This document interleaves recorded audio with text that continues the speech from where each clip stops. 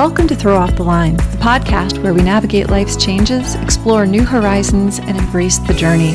I'm your host, Stephanie York, an executive coach with a passion for charting new courses on the water and in life. Ready for some total change? Let's dive in. Hey there, and welcome to another anger type today. We are going to talk about the leaker. I just love that word. The leaker. It's kind of when anger leaks out sideways. And I am definitely guilty of being this person. I don't know about you. So today we're exploring a subtle but powerful pattern that's called the leaker. And this is when we don't express anger directly, so it sneaks out sideways through sarcasm, passive aggressiveness, or nitpicking. And nitpicking is one of my, I want to do a whole podcast on nitpicking.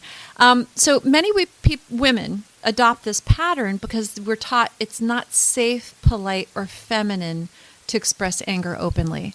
And if you listen to some of the other types of anger, you know, we've got the person who buries it deep down inside, the person who explodes because they don't process it at all. And I mean, anger is going to be inside your body and it's going to affect you emotionally and physically.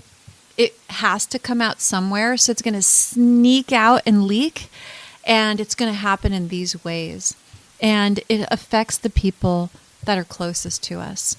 We don't feel safe often as women to be aggressive and put boundaries out there, and we're just told to look good and be good, and good girls don't cry. It's not pretty. It's not feminine to express anger or stand up for yourself. And I know that a lot of people are starting to learn how to do that. But if you didn't know how to do that, and if you grew up in a society or a family or an environment where you were told not to be angry, you've got anger in you, and it's coming out one of these ways. So today we're just going to talk about this particular style, and I want to help you recognize what a leaker pattern looks like. And I think if you're listening to this and you heard me say it's sarcasm, passive-aggressive, or nitpicking, you probably already see yourself in it.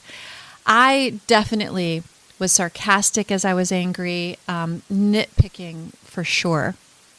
So when you're a leaker and your anger pattern is being kind of leaky, your anger isn't voiced directly. So you're never actually addressing what you're angry about or upset about. We don't have to use anger all the time. You could be upset about something, which doesn't have to. We look at anger as the ultimate big top high emotion, but it could be just upset, not just angry, not as angry as you could be, but upset.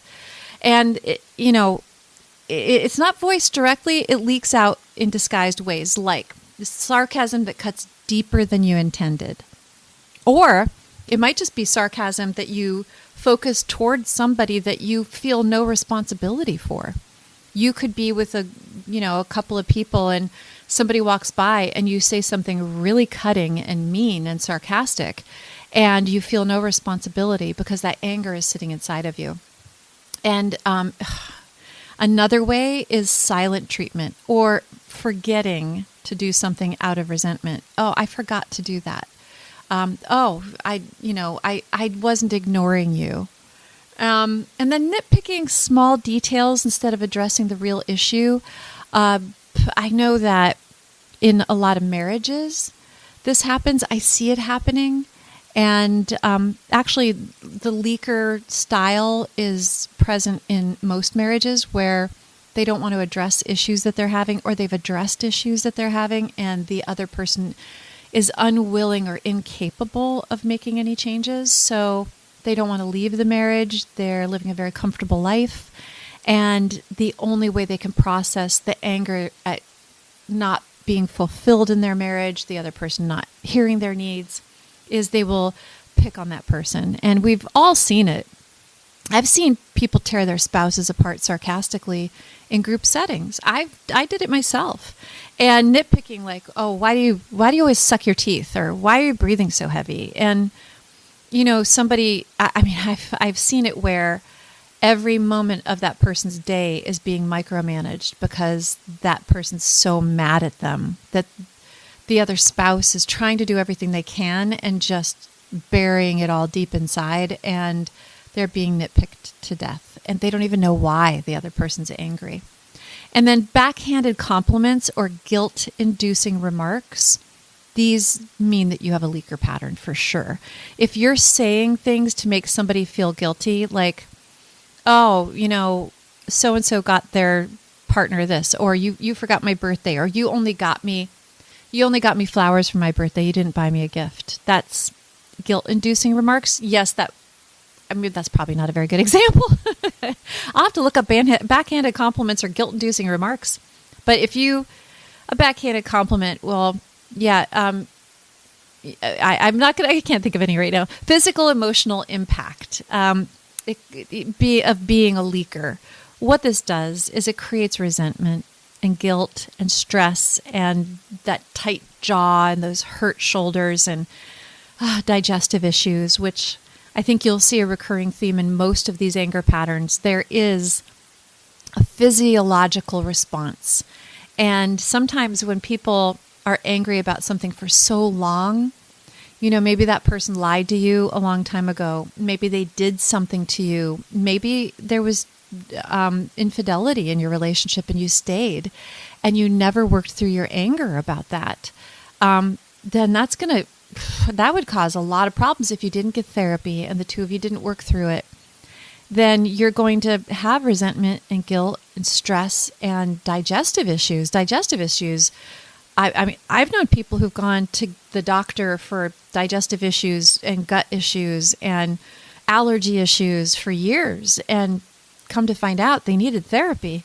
And so, you might want to get a journal out and write this down and ask yourself, maybe even daily, do I criticize the little things because I'm afraid to talk about the big ones? Are you living a life where you're leaking anger out at people around you? And you're maybe not blowing up like the volcanic type. And you might not be expressing yourself, or just hiding it down deep inside. You might be just leaking it out at them. And are you criticizing everything? Are you able to ignore things? Does everything bother you? Are you in your car complaining about every driver that's going by? Is everything in your life making you angry? Are you just overwhelmed with anger towards the world? We're going to talk a little bit about some steps to work through this, but start to keep a journal. I always stress to people that if you want to see what your patterns are and you want to see what you're doing and what's going on with you long term, a journal, write down everything that happened to you that day, and then go back and reread your journal, and you're going to be shocked at how very clearly you can see patterns of things that are bothering you. So if you don't feel like you have a good handle on what's bothering you, get a journal, definitely. And then 5 steps to work on kind of a leaker anger is let's spot the leak. Notice when you're sarcastic. And if you don't think you can, maybe you need a recorder. Or if you're brave, ask those around you. Hey, was I ever sarcastic towards you? Do you see me being sarcastic? If you have a friends group that you won't be judgmental, when were you kind of snarky? When did you put somebody down? When did you pick on somebody? Do you always pick on your spouse about the same thing? Does it really bother you? Or are you just trying to find reasons to let anger out? And then pause and identify what you're really upset about. Am I hurt? Ask yourself this question. Am I hurting about something? What am I hurting about? Do I feel unappreciated? Is that why I'm nitpicking this person and why I'm sarcastic? Do I feel unheard? Is there something missing in my life that I'm angry about? And start writing down what you feel. And then state your needs directly. Use I statements with the person, if it's a person, or say it out loud to yourself, because sometimes just voicing what makes us angry is the first steps. Say things like, I feel frustrated when, I'm angry about, I have my feelings hurt because. And instead of vague or sarcastic remarks, let's try to dig down deeper to what exactly it is that's causing you this feeling. And let's try to see if there's a solution for it. because this isn't a happy, healthy place to live. You know you're doing it. When you go to bed at night, nothing happy has happened in your day because you've leaked out anger all day. So practice emotional honesty. Replace indirect comments with honest ones, even if they feel vulnerable. I was not kind to that person at the coffee shop. I was not kind to that other mother when I picked up my daughter. I was not kind to my husband when he came home and just asked how my day was. And I reacted in a way that was not nice. And I wasn't mad at him. I was mad about something else. So practice emotional honesty with yourself. The journal is the safest place to start that. And then when you grow stronger and you feel like you can say things, start to apologize to people when you've been mean to them. And you'll start to break those habits. Repair in the moment. If you catch yourself kind of being sarcastic, look at that person and say, "Oh, I am sorry. That came out wrong. That came out snarky. That came out. What I meant was," or, "Oh my gosh, you know what? I'm having a bad day. You didn't deserve that. I didn't mean it. I'm really sorry. I'll do better." I practice that now. When I do something, I go back, if I can, if I haven't driven on or done something else, I'll go back and say, "You didn't deserve that. I don't know where it came from, and I'm really sorry."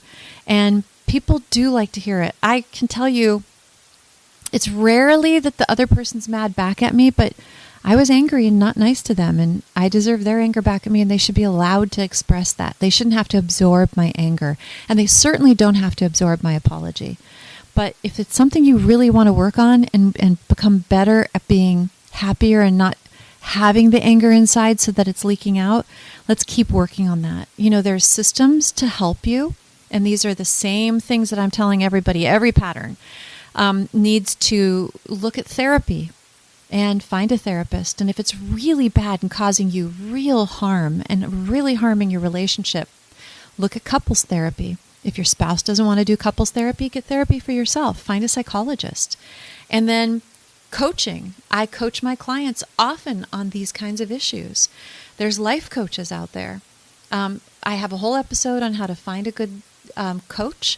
Some of the same things in there about what a good coach will do would also apply to a good therapist. Go to communication workshops or find books that help you with conflict resolution. Find where you're upset, find what you're upset about, and learn to communicate it better so you're not holding it in and it's not leaking out and getting on the people around you that don't deserve it. Find an accountability partner. That can be a therapist, a psychologist, a coach, and gently call out your passive-aggressive habits and make note of when you're doing it. And then always mindfulness, be present, meditation, try to find more joy in your life, try to see good things. When you can put more good inside, it moves the bad stuff out and gives you what I believe to be bravery and ability to address these things and not feel so vulnerable. I find people that hold on to anger feel vulnerable in expressing it, and it makes them angrier, and they feel like it's unfair. And we know these people. We've seen these people. And it's okay to be angry. It's okay to set up boundaries. It's okay to set limits. And it's okay to be vulnerable and heal from these patterns. So just practice mindfulness and journaling. And understand that, if you're a leaker, it doesn't mean you're weak. And it doesn't mean you're wrong. It means you've learned to protect yourself in a roundabout way. But now you can learn healthier ones. And so each time you have an honest statement, it weakens that habit of leaking. Each time you stand up and say, "I don't like how this is going," or each time I apologized when I treated somebody badly, I broke my habit. And your voice matters. Speaking directly is not only possible, it's liberating and it's necessary. So learn healthier habits to express yourself. And there's some great books. They're going to be in the show notes. One of them is The Dance of Anger by Harriet Lerner. And then there's Radical Candor by Kim Scott. And start a meditation journal prompt like, what do I really want instead of what I criticize? Am I criticizing somebody about how they look or making fun of people because I feel bad about myself? Well, I should do something about what I feel bad about. Yoga, deep breathing, walking, all helps to reduce tension, which will absolutely help reduce sarcasm.